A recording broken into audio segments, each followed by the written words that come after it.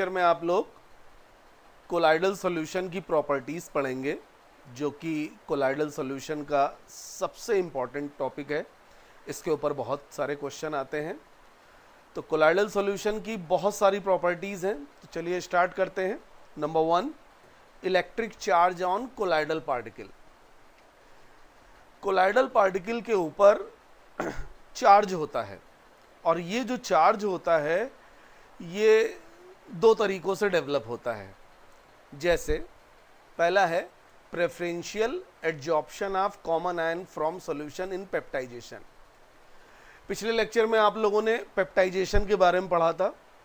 तो पेप्टाइजेशन में आप लोगों ने देखा था कि जो फ्रेश प्रेसिपिटेट होता है उसको हम किसी इलेक्ट्रोलाइट के साथ ट्रीट करते हैं, और इलेक्ट्रोलाइट और प्रेसिपिटेट में जो कॉमन आयन होता है वो प्रेसिपिटेट पार्टिकल की सरफेस पे एड्जॉर्ब हो जाता है, जिसकी वजह से प्रेसिपिटेट पार्टिकल की सरफेस पे रिपल्शन क्रिएट होता है, और वो बड़ा पार्टिकल छोटे छोटे कोलाइडल पार्टिकल में ब्रेक हो जाता है। तो इस तरह से कोलाइडल सोल बनता है। जैसे हम एक एग्जांपल लेते हैं सिल्वर आयोडाइड का। अगर हमें सिल्वर आयोडाइड का कोलाइडल सोल बनाना है तो हम लोग सिल्वर नाइट्रेट और पोटेशियम आयोडाइड की रिएक्शन करेंगे। और अगर हम पोटेशियम आयोडाइड को एक्सेस में ले रहे हैं तो क्या होगा, AgNO3 और Ki के बीच में रिएक्शन होगी तो AgI बनेगा। AgI एक येलो कलर का प्रेसिपिटेट होता है, और क्योंकि Ki एक्सेस में है तो Ki सॉल्यूशन में बच जाएगा। तो हमें सॉल्यूशन में दो चीज़ें मिलेंगी, एक AgNO3 AgI का प्रेसिपिटेट और एक Ki। अब AgI और Ki इन दोनों में कॉमन आयन कौन है, I-। तो ये I- AgI पार्टिकल की सरफेस पे एड्जॉर्ब हो जाएगा। अब अगर I- AgI के ऊपर एड्जॉर्ब हो जाएगा तो बेटा हम लोगों को मिलेगा निगेटिवली चार्ज सोल, ठीक है। और जितना निगेटिव चार्ज AgI के पार्टिकल्स पे होगा उतना ही पॉजिटिव चार्ज पोटेशियम आयन के रूप में सॉल्यूशन में रहेगा, यानी डिस्पर्शन मीडियम को इक्वल एंड अपोजिट चार्ज मिलेगा, ठीक है बेटा। तो इस तरह से इलेक्ट्रिकल चार्ज डेवलप होता है during peptization on colloidal particle. इसी का एक हम और वेरिएशन समझ सकते हैं कि अगर AgNO3 और Ki के बीच में रिएक्शन हो रही है, और अब की बार एक्सेस में Ki नहीं बल्कि AgNO3 है, तो क्या होगा, AgNO3 और Ki की रिएक्शन होगी, AgI का प्रेसिपिटेट बनेगा, Ki तो खत्म हो जाएगा लेकिन AgNO3 एक्सेस में है, AgNO3 बच जाएगा। तो बचा हुआ AgNO3 और बने हुए AgI में कॉमन आयन कौन है, Ag+। तो अब की बार कौन एड्जॉर्ब होगा सरफेस पे, Ag+। तो कोलाइडल पार्टिकल पे कौन सा चार्ज आएगा, पॉजिटिव चार्ज आएगा, राइट। तो इस तरह से चार्ज डेवलप होता है। अब ये चार्ज जो होता है ये कोलाइडल सोल की स्टेबिलिटी के लिए बड़ा जरूरी है। देखिए कोलाइडल सोल के जो पार्टिकल हैं उनमें सिमिलर चार्ज इंट्रोड्यूस हुआ है, और सिमिलर चार्ज होने की वजह से कोलाइडल पार्टिकल एक दूसरे को रिपल्शन देंगे, और इस वजह से वो क्लोजर नहीं आ पाएंगे और लार्ज एग्रीगेट नहीं बना पाएंगे। बेटा कोलाइडल पार्टिकल अगर न्यूट्रल हुआ तो वो एग्रीगेट बना के एक बड़ा कोलाइडल पार्टिकल बना सकता है, बड़ा पार्टिकल बना सकता है, लाइक सस्पेंशन। तो इस वजह से कोलाइडल पार्टिकल पे चार्ज होना जरूरी है। कोलाइडल पार्टिकल पे चार्ज होगा तो उनमें रिपल्सन होगा, रिपल्सन होगा तो वो एग्रीगेट नहीं बना पाएंगे, और एग्रीगेट नहीं बना पाएंगे तो उनका जो डायमीटर है वो कोलाइडल रेंज से बाहर नहीं जाएगा। तो इसीलिए कहते हैं कि कोलाइडल सोल की स्टेबिलिटी के लिए कोलाइडल पार्टिकल्स पे सिमिलर चार्ज का होना जरूरी है, जो आपने देखा कि पेप्टाइजेशन में क्रिएट हुआ था। एक और थ्योरी है, उसका नाम है dissociation of molecular electrolyte adsorb on surface of colloidal particle. पिछले टर्न पे आपने डबल डिकम्पोजिशन मेथड पढ़ा था, जिसमें हमने आर्सेनियस सल्फाइड सोल बनाया था by the reaction between arsenic oxide and hydrogen sulphide. तो बेटा जब आर्सेनिक ऑक्साइड और हाइड्रोजन सल्फाइड के बीच में रिएक्शन होगी तो आर्सेनिक सल्फाइड का प्रेसिपिटेट आएगा, ठीक है। और इस प्रेसिपिटेट के ऊपर हाइड्रोजन सल्फाइड के मॉलिक्यूल एड्सॉर्ब हो जाते हैं। ध्यान दीजिएगा, आर्सेनिक सल्फाइड का प्रेसिपिटेट आया और उसके ऊपर हाइड्रोजन सल्फाइड का मॉलिक्यूल एड्सॉर्ब हो गया।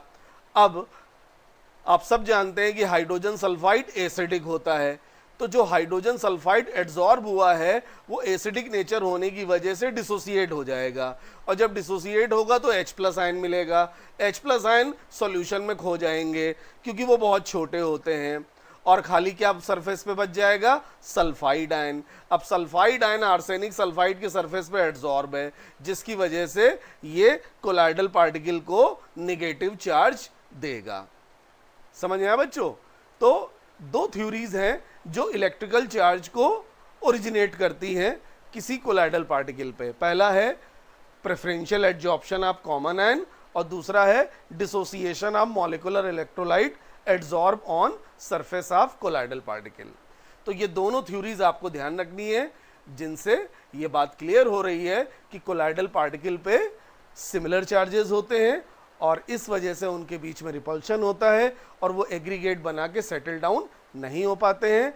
इससे कोलाइडल सोल हमारा स्टेबल रहता है, बना हुआ रहता है, मेंटेन रहता है। तो बच्चों, आप लोगों को चार्ज कैसे इंट्रोड्यूस होता है कोलाइडल पार्टिकल पे ये समझ में आ गया होगा।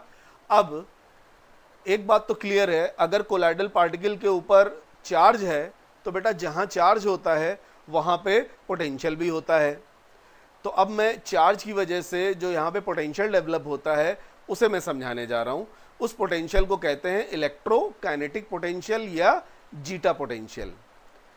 जैसे हम लोग पहले एग्जाम्पल को समझते हैं जो आपने थोड़ी देर पहले भी देखा था कि सिल्वर नाइट्रेट और KI अगर इनके बीच में रिएक्शन हो रही है तो AgI का प्रेसिपिटेट आएगा, राइट।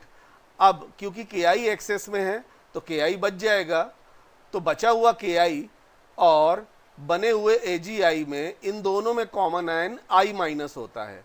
तो ये जो I- है ये AgI की सरफेस के ऊपर एड्सॉर्ब हो जाएगा, ठीक है, जो यहाँ पे डायग्राम से क्लियर हो रहा है। देखिए ये जो बेटा है ये AgI का पार्टिकल है और इसकी सरफेस पे बेटा कौन एड्सॉर्ब है, I-। तो ये जो I- एड्सॉर्ब हो गया है इसकी सरफेस पे, ये एक फिक्स लेयर बना देगा, इसे फिक्स लेयर कहते हैं। और इसका जो काउंटर आयन होगा KI में वो होगा K+। किसी के साथ बॉन्डेड नहीं है, किसी के साथ एड्सॉर्ब नहीं है, ये एकदम फ्री है। तो K+ की जो लेयर बनेगी उसे हम कहेंगे डिफ्यूज लेयर या मोबाइल लेयर। तो आप लोगों ने देखा कि कोलाइडल सॉल्यूशन में दो लेयर क्रिएट हो जाती हैं, एक फिक्स लेयर और एक डिफ्यूज लेयर। ये बिल्कुल सिस्टम पैरेलल प्लेट कैपेसिटर की तरह है कि एक प्लेट नेगेटिवली चार्ज्ड है जिसे फिक्स लेयर कह रहे हैं और एक प्लेट पॉजिटिवली चार्ज्ड है जिसे हम डिफ्यूज लेयर कह रहे हैं। बस फर्क ये होता है कि फिजिक्स में जो पैरेलल प्लेट कैपेसिटर होता है उसमें दोनों प्लेट स्टैटिक होती हैं, यहाँ पे केवल एक प्लेट एक लेयर स्टैटिक है, वो है फिक्स लेयर, लेकिन दूसरी स्टैटिक नहीं है, डिफ्यूज लेयर वाली प्लेट या लेयर, ठीक है। इसीलिए इस पोटेंशियल को इलेक्ट्रोस्टैटिक पोटेंशियल नहीं कह रहे हैं बल्कि इलेक्ट्रोकाइनेटिक पोटेंशियल कह रहे हैं। ये दोनों लेयर एक साइंटिस्ट थे हेल्मोल्ट्ज, उन्होंने डिस्कवर की थी, इस वजह से इन दोनों लेयर को कहते हैं हेल्मोल्ट्ज इलेक्ट्रिकल डबल लेयर।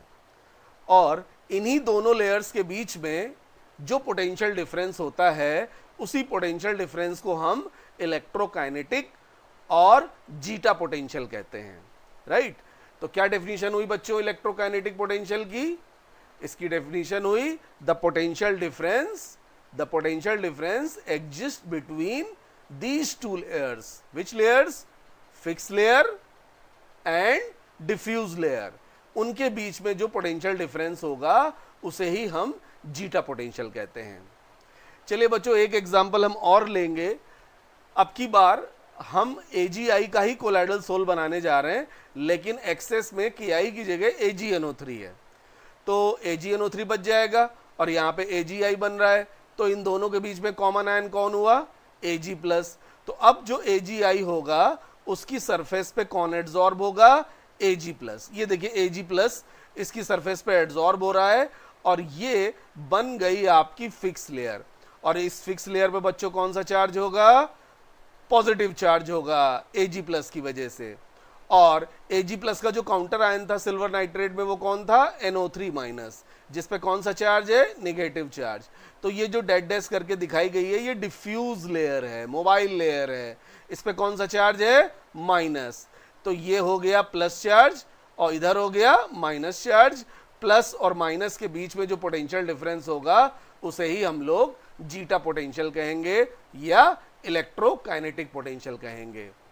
तो ध्यान दीजिएगा, कोलाइडल सॉल्यूशन एक तरह से एक चार्ज वाला सिस्टम है और इस चार्ज वाले सिस्टम में पोटेंशियल डिफरेंस भी होता है। इसी पोटेंशियल डिफरेंस को हम जीटा पोटेंशियल कहते हैं।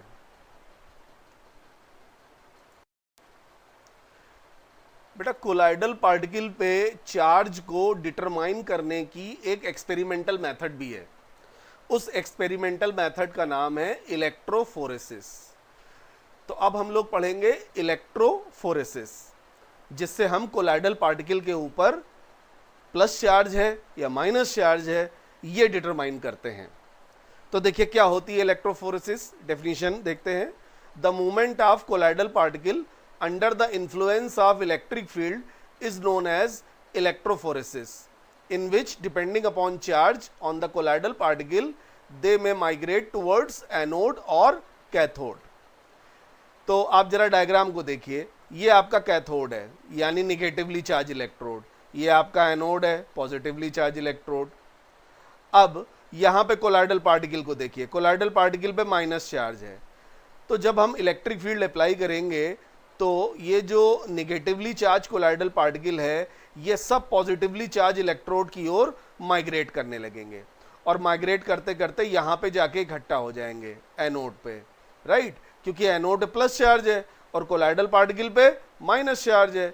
तो ये माइग्रेट होंगे एनोड की तरफ और यहाँ पे जाके इकट्ठा हो जाएंगे और न्यूट्रलाइज होके सेटल डाउन हो जाएंगे। तो इससे ये पता चल गया कि कोलाइडल पार्टिकल पे माइनस चार्ज है। मतलब ये हुआ कि अगर इलेक्ट्रिक फील्ड अप्लाई करने पर कोलाइडल पार्टिकल एनोड पे एक्यूमुलेट होते हैं तो इसका मतलब कोलाइडल पार्टिकल पे कौन सा चार्ज होगा? Minus charge. और अगर कोलाइडल पार्टिकल कैथोड पे एक्यूमुलेट होते हैं तो इसका मतलब कोलाइडल पार्टिकल पे प्लस चार्ज होगा। तो ये क्वेश्चन आता भी है, तो अच्छे से ध्यान रखिएगा कि अगर कोलाइडल सोल आपका नेगेटिवली चार्ज्ड है तो वो एनोड की तरफ माइग्रेट करेगा और कोलाइडल सोल पॉजिटिवली चार्ज्ड है तो वो कैथोड की तरफ माइग्रेट करेगा। तो इस एक्सपेरिमेंट से कुछ एग्जांपल्स पता किए गए हैं पॉजिटिवली चार्ज सोल और निगेटिवली चार्ज सोल के। तो ये टेबल मैंने बनाई है, तो ये टेबल आपको बहुत अच्छे से याद करनी है, इसका यूज़ आगे आप क्वेश्चंस में देखेंगे। पॉजिटिवली चार्ज सोल के एग्जाम्पल हैं हाइड्रेटेड मेटालिक ऑक्साइड, जैसे फेरिक ऑक्साइड की हाइड्रेटेड फॉर्म, एल्युमिनियम ऑक्साइड की हाइड्रेटेड फॉर्म या क्रोमियम ऑक्साइड की हाइड्रेटेड फॉर्म। तो जितने भी हाइड्रेटेड मेटालिक ऑक्साइड हैं ये बेटा पॉजिटिवली चार्ज सोल होते हैं। ऐसे ही वो डाइज जो बेसिक होती हैं, फॉर एग्जांपल मिथाइलिन ब्लू या जैसे ब्लड में पाया जाने वाला हीमोग्लोबिन, ये पॉजिटिवली चार्ज सोल का एग्जांपल है। या जैसे ऑक्साइड जैसे टाइटेनियम डाइऑक्साइड, ये सब पॉजिटिवली चार्ज सोल के एग्जांपल हैं। और निगेटिवली चार्ज सोल के एग्जांपल हैं, बहुत इंपॉर्टेंट है, ध्यान रखिएगा, copper, silver, gold, platinum, metallic sulphide जैसे आर्सेनियस सल्फाइड, एंटीमनी सल्फाइड, ये दोनों तो बहुत इंपॉर्टेंट है, इस पे बहुत बार क्वेश्चन आ चुका है। Acidic dye for example Congo red. भाई एसिडिक डाई जो निगेटिवली चार्ज सोल है वो क्यों है? सोचिए, एसिडिक डाई क्या करेगी? H+ आयन देगी, H+ आयन सॉल्यूशन में लॉस्ट हो जाएगा और जो निगेटिवली चार्ज आयन बचा है जिसे कॉन्जुगेट बेस कहते हैं वो डाई के ऊपर एड्सॉर्ब हो जाएगा। इसीलिए Congo red negatively charge sol है। और जो बेसिक डाई होंगी, बेसिक डाई क्या दे देंगी? OH- सॉल्यूशन में चला जाएगा और जो OH- और कॉन्जुगेट एसिड है यानी कैटायन वो डाई के ऊपर एड्सॉर्ब हो जाएगा, इसीलिए ये पॉजिटिवली चार्ज सोल है। ओके बच्चों, इसके अलावा कुछ और एग्जाम्पल हैं जैसे स्टार्च, गम, जिलेटिन, क्ले यानी मिट्टी, चारकोल, ये सब निगेटिवली चार्ज सोल के एग्जाम्पल हैं, तो इन्हें आप अच्छे से याद कर लीजिएगा। ओके, अब यहीं पे बेटा एक टर्म होता है इलेक्ट्रोऑस्मोसिस, इसको समझते हैं। तो when electrophoresis, that is movement of colloidal particle, is prevented by some suitable means, for example animal or vegetable membrane, it is observed that the dispersion medium begins to move in an electric field. इसी phenomena को इलेक्ट्रोऑस्मोसिस कहते हैं। मतलब ये है कि अगर हम इलेक्ट्रोफोरेसिस किसी ऐसे एपरेटस में कराएं जिसमें एनिमल या वेजिटेबल मेम्ब्रेन लगी हो, आपने पहले पढ़ा है कोलाइडल सॉल्यूशन के फर्स्ट लेक्चर में कि ये जो कोलाइडल पार्टिकल्स होते हैं ये एनिमल या वेजिटेबल मेम्ब्रेन के आर पार नहीं जा पाते हैं, तो ये मेम्ब्रेन कोलाइडल पार्टिकल को तो मूव करने से रोक देगी, लेकिन जो डिस्पर्शन मीडियम है, जो सॉल्वेंट पार्टिकल हैं, वो इस मेम्ब्रेन के आर पार जाएंगे। इसी को हम कहते हैं इलेक्ट्रोऑस्मोसिस, यानी movement of molecules of dispersion medium under the influence of electric field. Right, इसमें एक कॉन्सेप्ट ध्यान रखिएगा, अगर कोलाइडल सोल नेगेटिवली चार्ज्ड है तो उसका डिस्पर्शन मीडियम पॉजिटिवली चार्ज्ड होगा, और पॉजिटिवली चार्ज डिस्पर्शन मीडियम होगा तो इलेक्ट्रोऑस्मोसिस में वो किधर जाएगा, कैथोड की ओर। मतलब ये हुआ कि अगर हमने आर्सेनिक सल्फाइड लिया है यानी नेगेटिवली चार्ज सोल, तो इसका डिस्पर्शन मीडियम पॉजिटिवली चार्ज्ड होगा और वो किधर माइग्रेट करेगा, कैथोड की ओर, यानी नेगेटिवली चार्ज इलेक्ट्रोड की ओर। और अगर हमने पॉजिटिवली चार्ज सोल लिया है जैसे फेरिक हाइड्रोक्साइड या हाइड्रेटेड मेटालिक ऑक्साइड, तो इसका डिस्पर्शन मीडियम नेगेटिवली चार्ज्ड होगा और वो negatively charge dispersion medium molecule किधर माइग्रेट करेगा, एनोड की तरफ, क्योंकि उस पे पॉजिटिव चार्ज है। तो इसी को कहते हैं बेटा इलेक्ट्रोऑस्मोसिस।